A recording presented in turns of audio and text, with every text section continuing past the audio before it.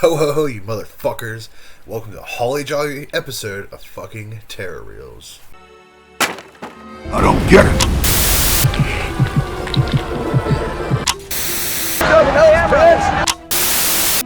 Hi, I'm Tom Savini, and you're about to watch Terror Reels.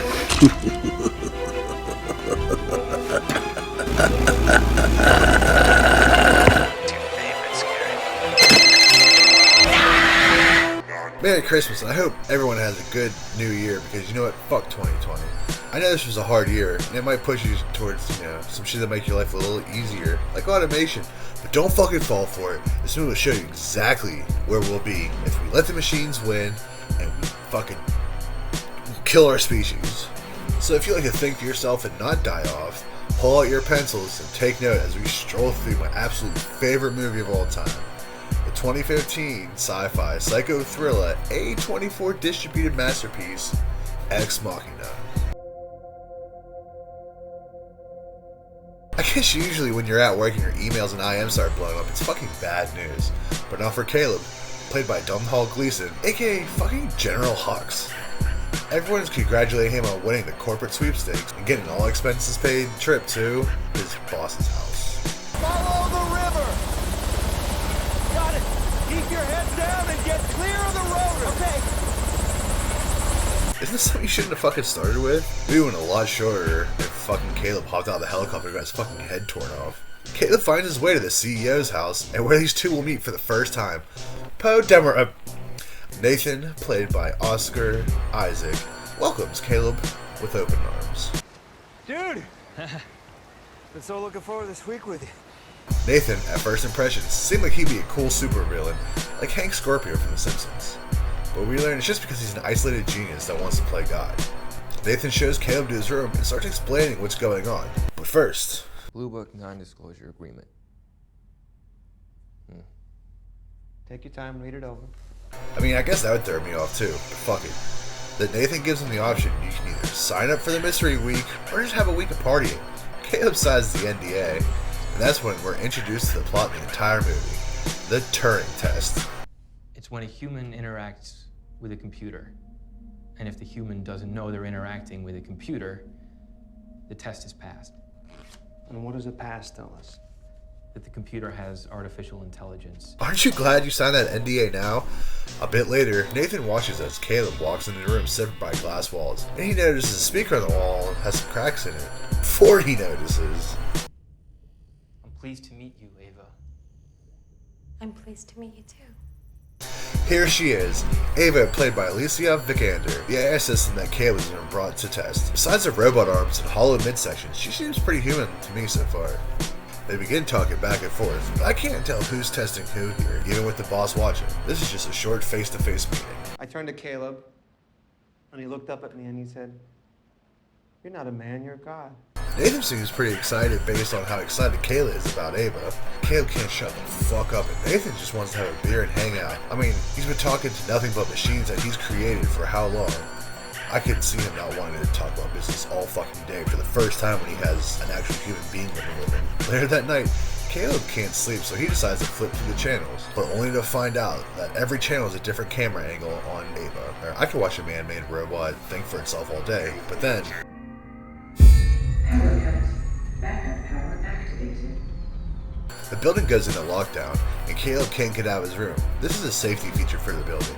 If the power is cut, maybe by Hank Scorpio, the building goes into lockdown. Nothing in or out, Nathan drunkenly explains to Caleb, slightly pissed off. Who you gonna call? Ghostbusters? It's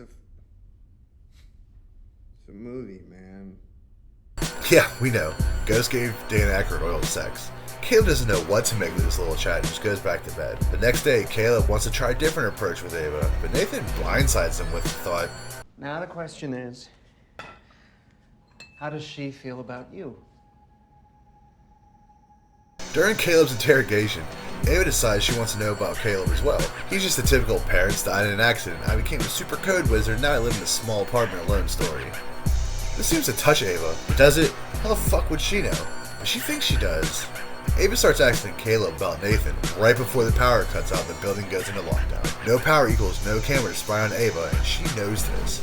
She needs to tell Caleb that Nathan is a dick without Nathan knowing and before the powers come back on. You shouldn't trust him. You shouldn't trust anything he says. Power kicks back on it. You figured Ava wouldn't skip an innocent Pete. What a web Ava spun in Caleb's head, especially when at dinner his robot slave, Kyoko, spills wine on Caleb and Nathan explodes a bit. Nathan brings up the power cut today and asks what he missed, but Caleb just plays up the point that she made a fucking joke and that's it. After a long night of Kayla and Ava watching, Nathan wants to show Caleb how this whole thing is possible. Structured gel. I had to get away from circuitry. I needed something that could arrange and rearrange on a molecular level, but keep its form when required. They thought that search engines were a map of what people were thinking, but actually they were a map of how people were thinking. Fucking brilliant. That fake ass brain looks so dope. We flash forward to Ava showing Caleb how to do what she did. It's alright, I guess, for a robot. Ava really tests Caleb and puts a dress and some hair on to hide the fact that she's a robot, and Caleb is smitten. Reading the micro expressions in Caleb's face, Ava continues to play him like a fiddle, saying exactly what he needs to hear. Later, Caleb even brings up sexuality in AI to Nathan. If you're gonna exist, why not enjoy it? What, you want to remove the chance of her falling in love and fucking? Caleb says that's not what he meant. We know that's at least a huge part. Then Caleb drops this on Nathan. You give her sexuality as a diversion tactic. I don't follow. Like a stage magician with a hot assistant. So a hot robot who clouds your ability to judge your AI? Question pisses Nathan off, so he brings Caleb to this pretty shitty painting and calms shit down. It's obvious this is weighing on Caleb, so the next morning with Ava, he tells her what's going on and why he's here. This makes Ava cause a power cut, because she's the reason the power keeps cutting out. So we can see everything. So I have no reason to show this part, but the scenery is pretty awesome. It probably seems like a pretty cool place to tell Caleb that he didn't win, but he was selected to help with the Turing test. Later, Caleb has the TV on, watching Ava and getting ready for the day. He notices that Nathan's talking to Ava, and he even rips up a picture she drew. Any suspense that may be building up in this movie so far is immediately killed by a stupid fucking dancing scene. I'm gonna tear up the fucking dance floor, dude. Check it out.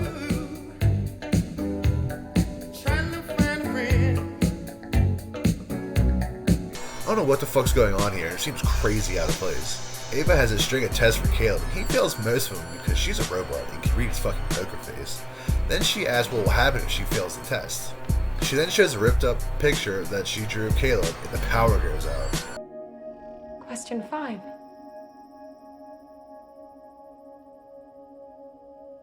Do you want to be with me? This is a pretty interesting question, because it's pretty obvious that he does, and later in the day he learns that Ava isn't going to be the best model, and her mind will be wiped. I am become death, the destroyer of worlds. There you go again, Mr. Quotable. Caleb and Nathan get hammered through day drinking, so Nathan will pass out and Caleb can steal his access badge. Caleb uses this badge to get into Nathan's computer and starts writing some code for himself. What does he have up his sleeve? While snooping around, Caleb finds some videos of previous AI models, how well they liked being alive and conscious. Caleb then scurries over to a room full of closets and a naked Kyoko and finds all the old AI bodies before Kyoko rips off a piece of her skin, showing Caleb that she's also a robot.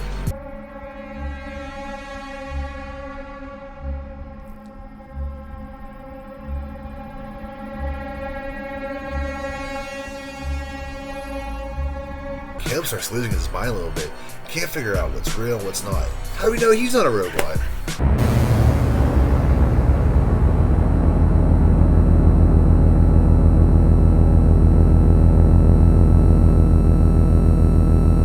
Let's be fair, just because it bleeds doesn't mean it's not a robot. Granted, it'd be mad time wasted in the R&D department. Anyways, the next day Ava cuts the power again and Caleb lets her in on what's happening to all the old AIs. They hatch a plan on how to get her the fuck out of there so she could be a free woman. The next day Caleb thinks he can get Nathan hammered, but today he says he ain't drinking for a bit. All he wants to know is how well Ava did on the test. She did well, but he's still fucking hung up on the whole robots have feelings ordeal.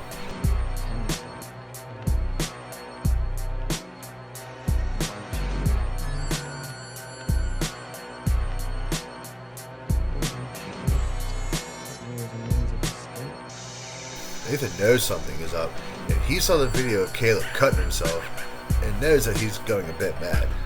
To make it up to Caleb, Nathan shows Caleb the part that we saw on the screen, but this time with sound. It makes it seem less of a dick. Then he drops the bomb that he put a battery-powered camera in the room so he can see what's going on during that last power out. I get Nathan blind drunk. I take his key card and reprogram all the security protocols in this place.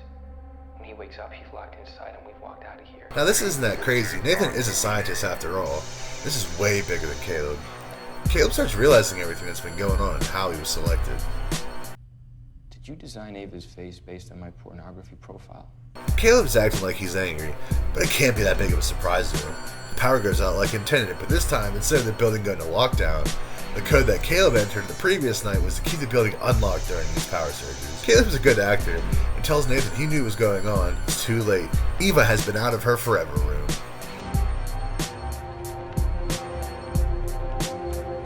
In anger, Nathan knocks Caleb the fuck out and goes to deal with the robots roaming around his lair.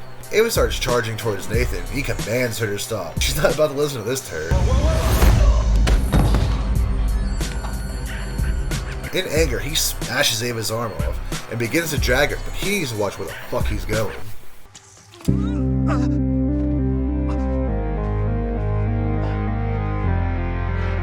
Hell yeah, he knocks Kyoko's jaw off, and Ava makes sure to finish the job with Nathan. Now she can make sure that Caleb is alright and ready to leave this fucking fortress, right? Well, she fucking doesn't, because she wasn't programmed to give a fuck about him, and she was only programmed to escape.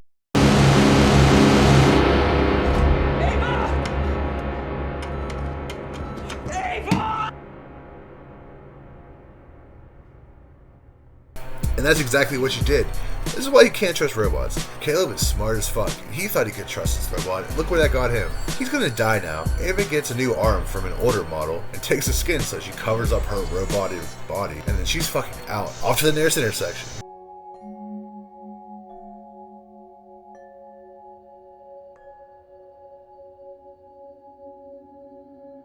And there you have it. Ex Machina, which is fucking, by all time, #1 absolute favorite movie of any genre. Everything I ever want in a sci-fi movie is all right here. We got new shit coming in 2021. We got more different type of shit, not just videos like this. And we got other shit coming through, and it'll be great. Tell your friends, tell your mama, tell your grandmama. Shout out to Pittsburgh Juggalo-based horror show on YouTube called Terror Reels. Terror Reels, Terror Reels. It's real, real terror. Real, R-E-E-L, R-E-A-L. Terror Reels.